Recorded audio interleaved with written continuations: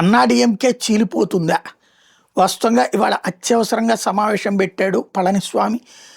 మరి అందరు ఎమ్మెల్యేలు వస్తారా లేదా అన్నది చూడాలి. ఇవాళ మధ్యాహ్నంతో తేలిపోతుంది. విజయ్కి మద్దతు ఇవ్వడానికి షణ్ముగం నాయకత్వంలోని అన్నాడీఎంకే ఎమ్మెల్యేలు ఇప్పటికే సిగ్నల్ ఇస్తున్నారు.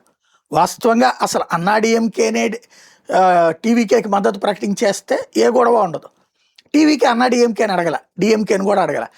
డిఎంకే కూటమిలో ఉన్న భాగస్వామి పక్షాలు, అన్నాడీఎంకే కూటమిలో ఉన్న భాగస్వామి పక్షాలు ఇప్పటికే తమ కూటమి హెడ్స్ను వదిలేసి ఇటు వెళ్ళడానికి సిద్ధపడుతున్నాయి.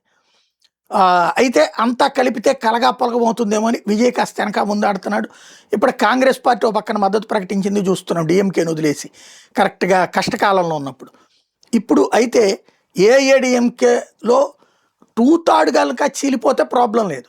ఓ 10 మంది ఎమ్మెల్యేలు ఇప్పుడు ఇతనికి విజయ్కి మద్దతు ఇవ్వడానికి సిద్ధపడుతున్నారు. అదే జరిగితే కనుక గందరగోళం అవుతుంది.